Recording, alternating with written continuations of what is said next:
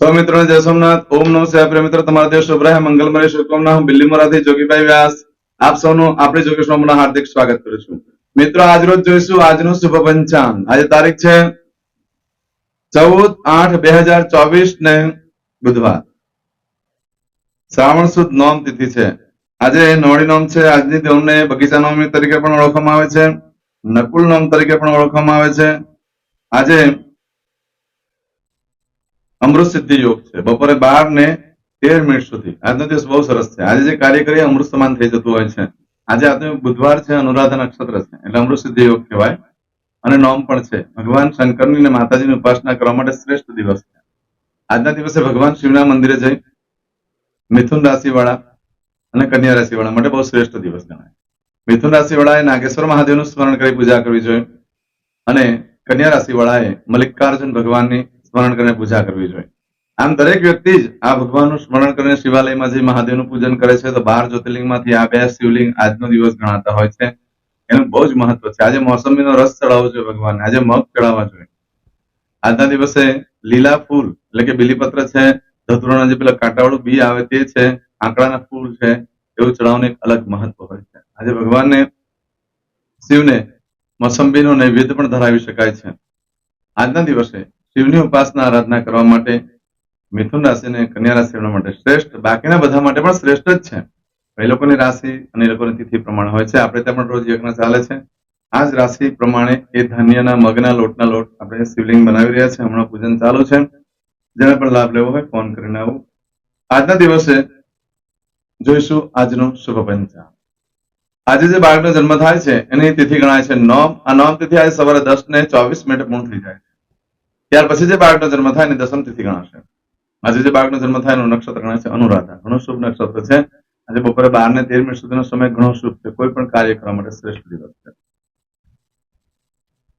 તો આજે બપોરે 12 ને 13 મિનિટ સુધીમાં જે બાળકનો જન્મ થાય એનું અનુરાધા નક્ષત્ર ગણાશે પરંતુ બપોરે 12 ને 13 મિનિટ પછી જે બાળકનો જન્મ થાય એનું જ્યેષ્ઠા નક્ષત્ર ગણાશે આ જ્યેષ્ઠા નક્ષત્રમાં જયારે બાળકનો જન્મ થાય ત્યારે ચોક્કસ પ્રમાણે પૂજા વિધિ કરી લેવી જોઈએ કારણ કે જ્યેષ્ઠા નક્ષત્રમાં બાળક પોતાની જાતનું પણ નુકસાન કરે અને એનાથી મોટા વ્યક્તિનું પણ એ નુકસાન કરતા બનતું હોય છે જ્યેષ્ઠા નક્ષત્ર આજે બપોરે 12 ને 13 મિનિટથી શરૂ થાય છે જે આવતીકાલે બપોરે 12 ને 53 મિનિટ સુધી રહેશે એમાં મુખ જોવામાં માતા પિતાનો કોઈ દોષ નથી મુખ જોઈ શકાય છે બાળકનો જન્મ હોય તો આજે જે બાળકનો જન્મ થાય છે એનો યોગ ગણાય છે ઇન્દ્ર યોગ આજે સાંજે 4 ને 5 મિનિટે પૂર્ણ થઈ જાય ત્યાર પછી વૈધૃત યોગ શરૂ થશે આજે જે બાળકનો જન્મ થાય છે એનું કરણ ગણાય છે કૌલવ આ કૌલવ કરણ આજે સવારે 10 ને 24 મિનિટે પૂર્ણ થઈ જાય ત્યાર પછી જે બાળકનો જન્મ થાય એનું તેત્રી કરણ ગણાશે આજે જે બાળકનો જન્મ થાય છે એને રાશિ ગણાય છે વૃશ્ચિક રાશિનો અક્ષર આવે છે ન નય વૃશ્ચિક રાશિનો સ્વામી મંગળ છે આજે આખા દિવસમાં કોઈ પણ બાળકનો જન્મ થાય એ બધાની રાશિ વૃશ્ચિક ગણાશે આ વૃશ્ચિક રાશિની અંદર આજે આ વૃશ્ચિક રાશિ આજે આખો દિવસ રહેશે ને 15 તારીખે બપોરે 2 ને 53 મિનિટે પૂર્ણ થાય છે એટલે ત્યાં સુધી જે બાળકનો જન્મ થાય બધાની રાશિ વૃશ્ચિક ગણાશે આ રાશિ તિથિ વાર નક્ષત્ર યોગ કરણમાં જેનો જન્મ હોય તેની ચોક્કસ પ્રમાણે પૂજા વિધિ કરી લો તો જીવન સરળ બની જશે આજે જે કોઈ મારા સબસ્ક્રાઇબ મિત્ર ત્યાં મારા પરિવારમાંથી કોઈ પણ સદસ્ય નહીં આજે વર્ષગાંઠ હોય યા મેરેજ એનિવર્સરી હોય તે બધાને મારી ઘણી ઘણી શુભકામના તમારા જીવનમાં ખૂબ પ્રગતિનું થાય ભગવાન સોમનાથ દાદાને હું પ્રાર્થના કરું છું આજના દિવસે આજનું સુકન કરી લેજો તો આખું વર્ષ તમારું સુંદર રીતે વ્યતીત થશે આજના દિવસે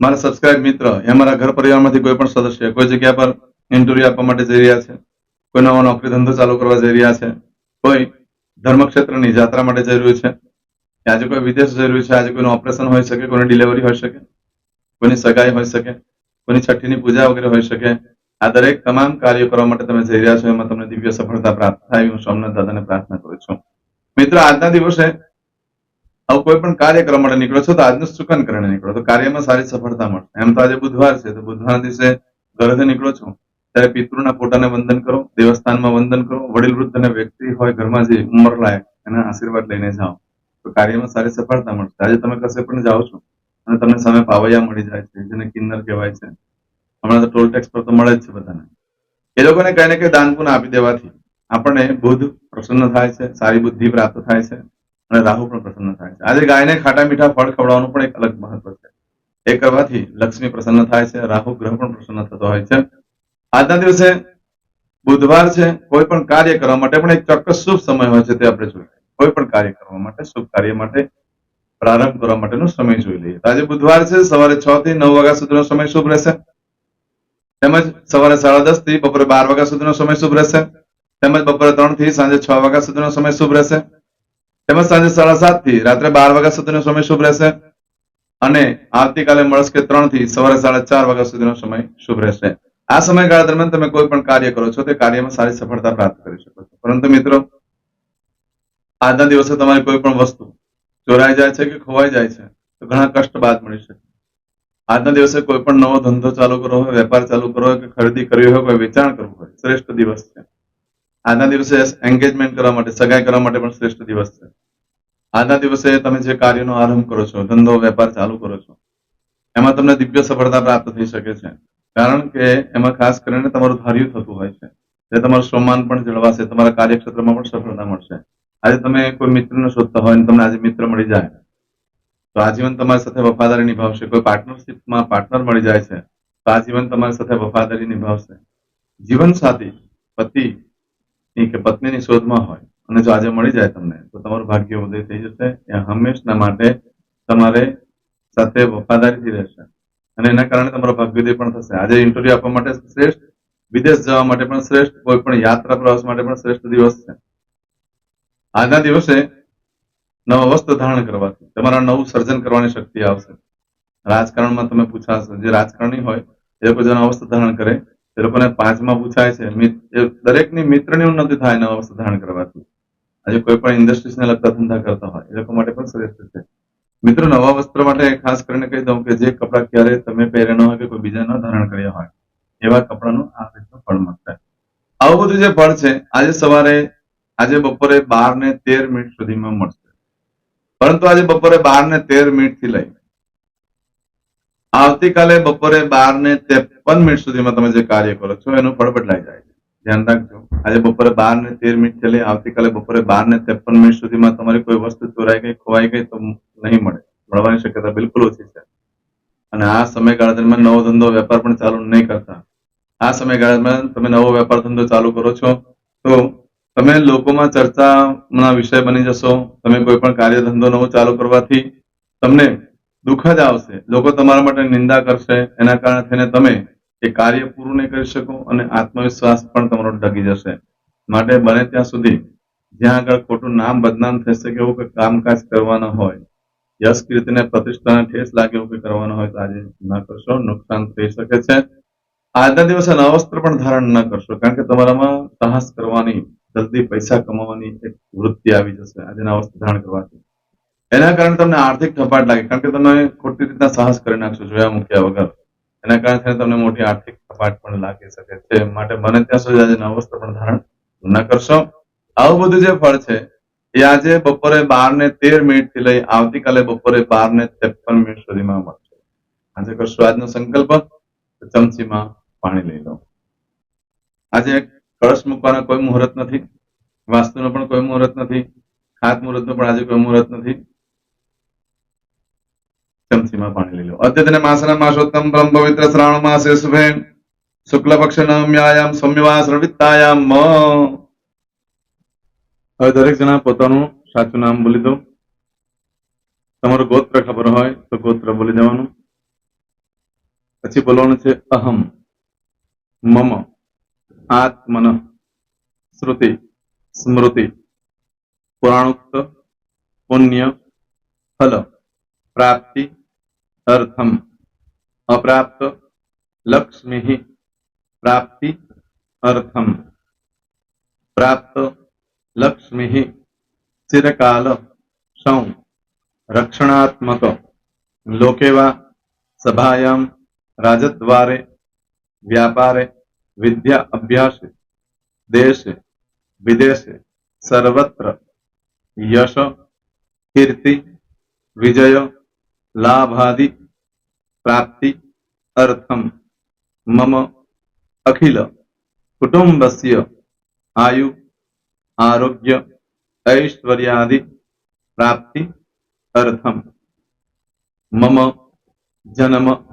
समय, तथा च विप्र, वृंदानां, जन्म, समय, जन्म, कुंडली मध्ये स्थित ग्रहः गोचर ग्रहः महादशा अंतर्दशा प्रत्यंतर्दशा तथा च योग युति दृष्टि मध्ये शुभफल प्राप्ति अर्थम भय रोग शत्रु बाधा दोष मारण तारण मंत्र तंत्र अरिष्ट दोष पीड़ा निवृत्ति अर्थम भूत प्रेत पिशाचादि द्वारा रचित अरिष्ट दोष निवृत्ति अर्थम मम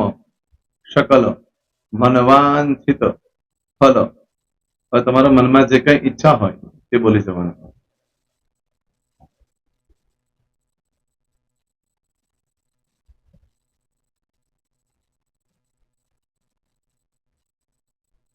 બોલવાનું અનુસારતઃ सकल मनवांछित फल प्राप्ति अर्थम.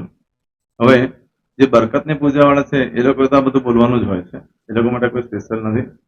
પણ જે લોકોએ હવે જે કહું છું તે લોકોએ જ બોલવાનું, જેના લગ્ન થઈ ગયા હોય એ લોકોએ બોલવાનું છે. મમ દાંપત્ય જીવન મધ્યે સુખાકારી પ્રાપ્તિ અર્થમ પુત્ર પૌત્રાદિ સંતતિ પ્રાપ્તિ અર્થમ. આ સંતાન પ્રાપ્તિ વાળા માટે પણ આવી જાય છે. એમાં દીર્ઘ આયુ આરોગ્ય ઐશ્વર્યાદિ પ્રાપ્તિ અર્થમ. તથા ચ હવે જેના લગ્ન નથી થયા તે લોકોએ બોલવાનું. મમ જટટી વિવાહ યોગ પ્રાપ્તિ અર્થમ વિવાહ પશ્ચાત દાંપત્ય જીવન મધ્યે સુખાકારી પ્રાપ્તિ અર્થમ. હવે જે લોકોને સંતાન પ્રાપ્તિ નથી, જે લોકોને સંતાન પ્રાપ્તિ છે કરવી છે એ લોકોએ બોલવાનું. મમ દાંપત્ય જીવન મધ્યે સુખાકારી प्राप्ति अर्थम तथा च दीर्घ आयु आरोग्य ऐश्वर्यादि समन्वित संतति सुख प्राप्ति अर्थम. હવે જે અભ્યાસ કરી રહ્યા છો છોકરા વિદ્યાર્થીઓ છે તે લોકોએ બોલવાનું છે. મમ વિદ્યા અભ્યાસ મધ્યે ઉત્તરો ઉત્તર પ્રગતિ ઉન્નતિ સાનુકૂલતા પૂર્વક દિવ્ય સફળતા પ્રાપ્તિ અર્થમ. હવે જે લોકો વિદેશમાં જવા માંગતા હોય કે શીપમાં જવા માંગતા હોય, મતલબ ભારત દેશની બહાર જઈને ધંધો વેપાર કરવા માંગતા હોય એ લોકોએ, અથવા વિદેશ જવા માંગતા હોય કાયમ માટે, એ લોકોએ બોલવાનું છે. મમ જટટી વિદેશ ગમન યોગ પ્રાપ્તિ અર્થમ વિદેશ ગમન કાર્ય મધ્યે સાનુકૂલતા પૂર્વક દિવ્ય સફળતા પ્રાપ્તિ અર્થમ. આરોગ્ય વાળા બોલવાનું છે, જેને આરોગ્યની પૂજા આપેલી હોય એ લોકોએ. એમ તો દરેક જણા જ બોલવાનું. બોલો મમ આયુ આરોગ્ય ઐશ્વર્યાદિ પ્રાપ્તિ અર્થમ.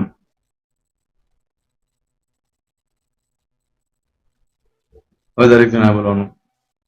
सकल मनवांछित फल प्राप्ति अर्थम अद्य दिने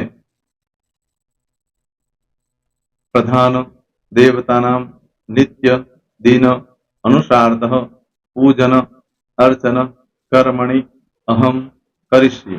પાણીવાળી થાળીમાં પાણી મૂકી દેવાનું છે. હવે તમારી બધી પૂજા જે મેં આપેલી છે એ પૂજા થઈ જાય, અથવા તો તમે રોજ પૂજા કરતા છો મારી પાસેથી નથી લઈ ગયા, એ પૂજા થઈ જાય પછી ફરી પાછી ચમચીમાં પાણી લેવાનું. અહીંયા વિડીયોને સ્ટોપ કરી દેવાનું. પૂજા પતે એટલે પાછું આગળનું કરવાનું છે. અહીંયા વિડીયો સ્ટોપ કરી દેવાનો અને પૂજા પતે એટલે બોલવાનું છે. વિષ્ણવે વિષ્ણવે વિષ્ણવે નમો નમઃ વિષ્ણુ સ્મરણા સર્વમ પરિપૂર્ણ અસ્તુ.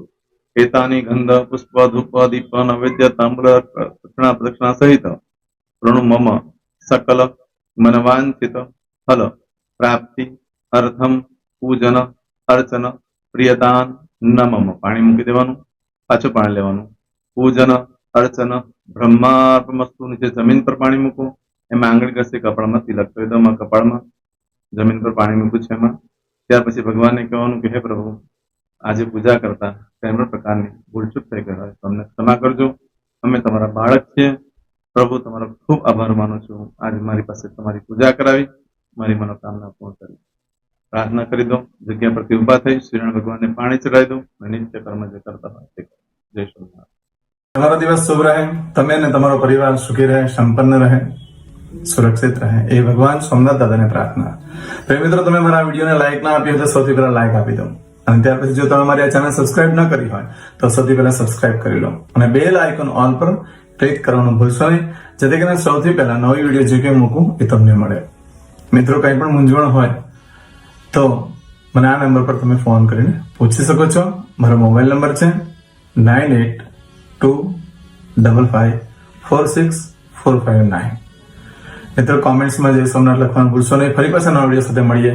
ત્યાં સુધી સૌને જય સોમનાથ.